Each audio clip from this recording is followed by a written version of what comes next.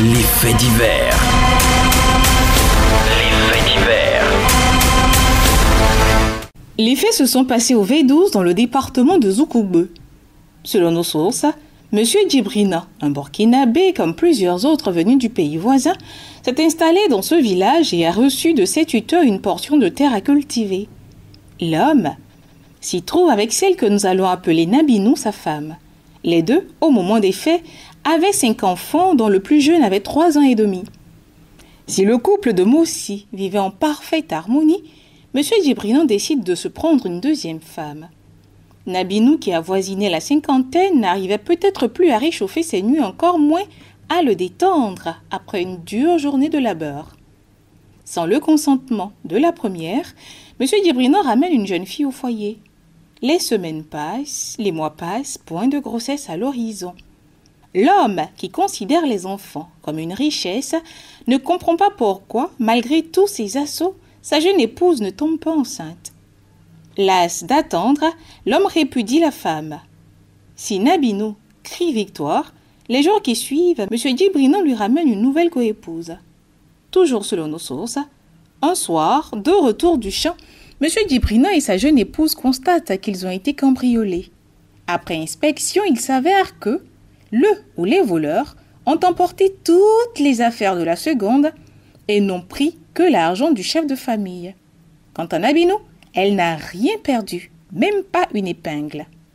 Comment est-ce possible? Tout le village s'interroge. Les choses en étaient là lorsqu'un matin, Nabinou, sachant que son mari et sa coépouse ont choisi de rester au village, prend le chemin du champ. La dame, qui avait mûri une idée pendant des jours, s'en va avec son plus jeune enfant. Il est 18h. Point de Nabinou. Son téléphone est hors réseau. M. Djibrina, inquiet, enfourche sa moto et se met en route. Une fois au champ, horreur. Nabinou et le petit garçon gisent au sol dans un état critique. La dame aurait fait boire du poison à son fils avant d'en consommer également. Avec peine, il les embarque et prie tous les dieux pour la vie de son enfant.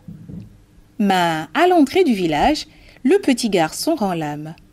Quant à Nabinou, elle est conduite au centre de santé pour des soins. Toujours selon nos sources, lorsque Nabinou est hors de danger, M. Djibrina rentre avec elle au Burkina Faso afin qu'elle y poursuive sa convalescence, mais aussi informer sa famille de l'acte posé par leur fille tout en la répudiant.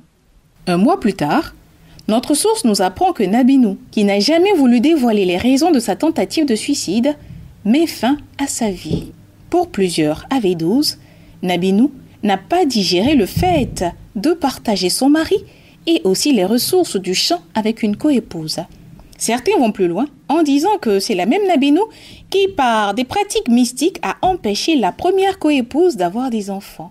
Vrai ou faux, Nabinou n'est plus et M. Djibrina vit bien avec sa nouvelle épouse et tous ses enfants. Qui sait, il prendra certainement une autre femme. Ça se passe ici. C'était Les Faits divers avec Nadège Kofi. Vous vivez ou avez vécu un fait. Vous êtes témoin d'une situation hors du commun. Radio Côte d'Ivoire vous invite à partager votre histoire dans notre rubrique Les Faits divers. Appelez-nous au 05 74 94 58 81.